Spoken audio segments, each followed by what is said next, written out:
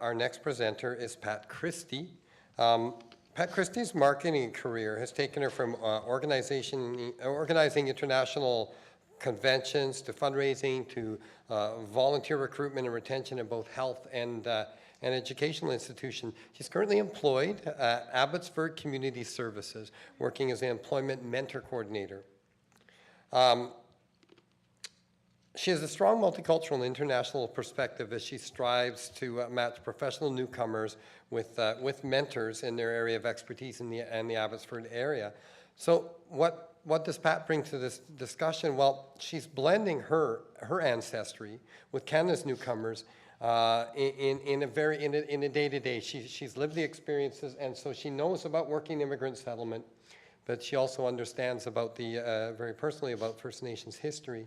So she's here to speak to you about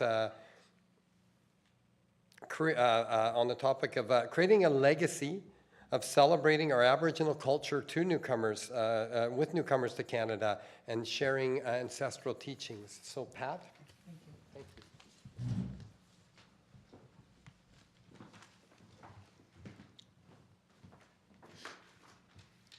Thank you, Tim.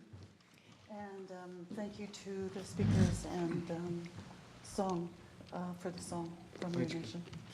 It's a privilege to be standing on traditional territory of the Coast Salish peoples. I am a little nervous right now, only because when I follow such great leaders as our speaker, Wade, it gives me a feeling of extreme gratitude that he has been well taken care of by his family. He's been given the gift of the voice, and from the older generation to the younger generation, Wade, my hands go up to you because you are going to be one of our great, great leaders through your voice. As many of you know, our elders are just very, very important to our culture in that they are the ones who teach and guide us. We believe, and it is known, that we will make a difference for 7 generations. And when I really get in touch with that, it brings a feeling of fear. It brings a feeling of exuberance to know that the work that I have been gifted with through my generational teachings is going to be passed on for 7 generations. It makes me feel that the responsibility that I have to my son and my grandkids and what comes out of my mouth, the teachings of who I am, and what my grandparents and parents and aunts and uncles have taught me will be taken in a good way to carry on the goodness of their life. It is just really heartwarming to know that when I am gathered with my family, it is just a privilege and an honor to be a mother. And so I will fast forward. That gives you a little bit about me. Now to what I do in my career. I believe at this time in my life, every job that I've ever had in my life brought me to this place. Every good thing, every oppressive thing, everything,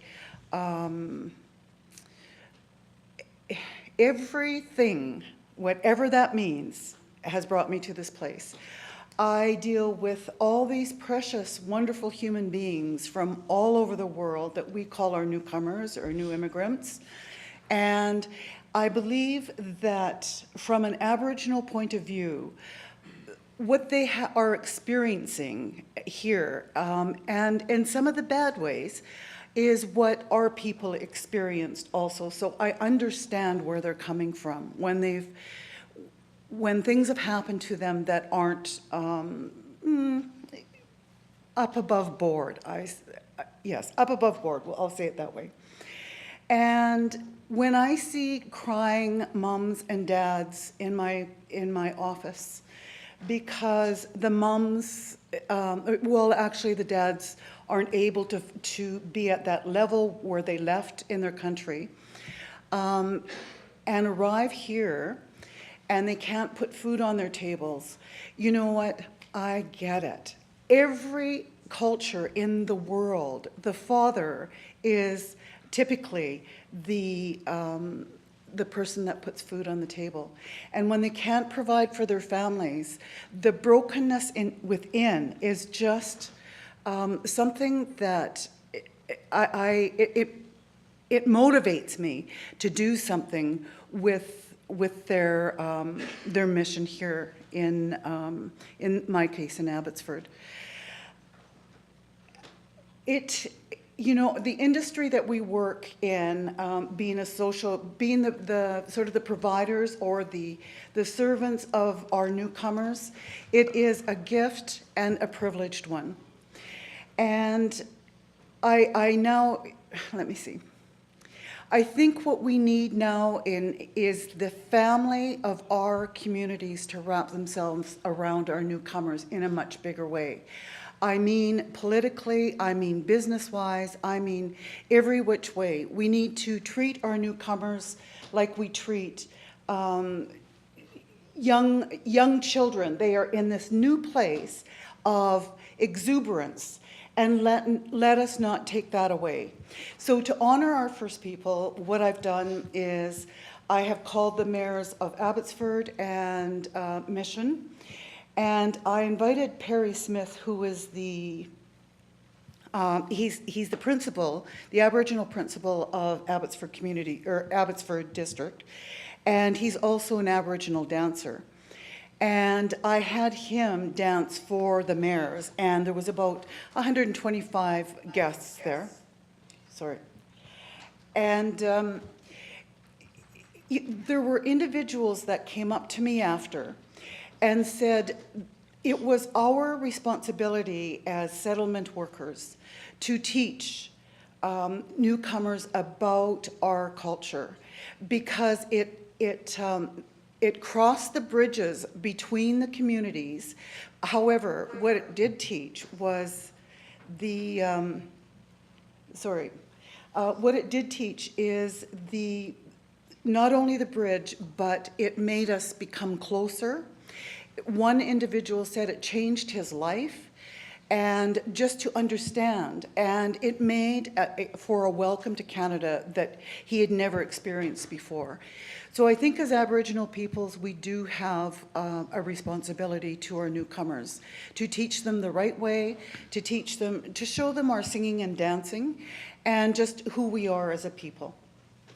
We have an opportunity to tell the truth. And the teaching part, as Wade alluded to, I think it's huge. I also provide all of my speakers with Aboriginal gifts by Aboriginal artists. And I think that is a way to pass on the stories about what we can show them, we can teach them, and they can have forever, so that they in turn can go back and talk about that teaching. I am also doing, it's a private reception actually, with an art gallery in Abbotsford in July, with a fellow by the name of Reynold Collins. He's Shimshan, and he is a mask carver.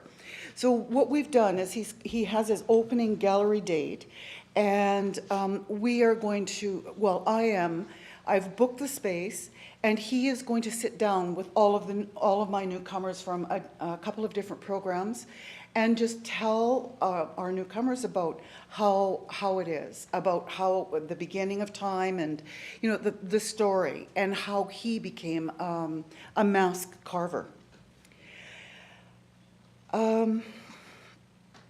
Another thing is, I believe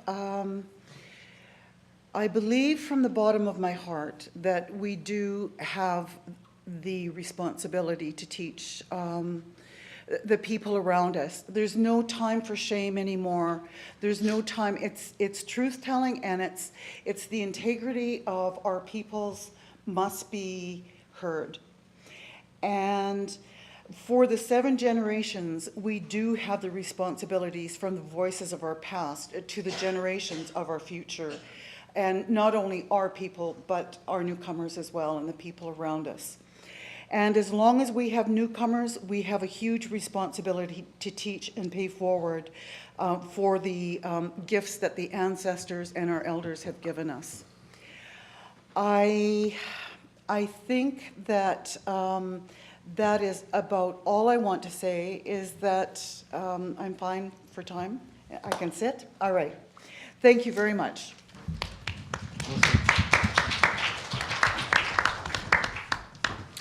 Thank you, Pat.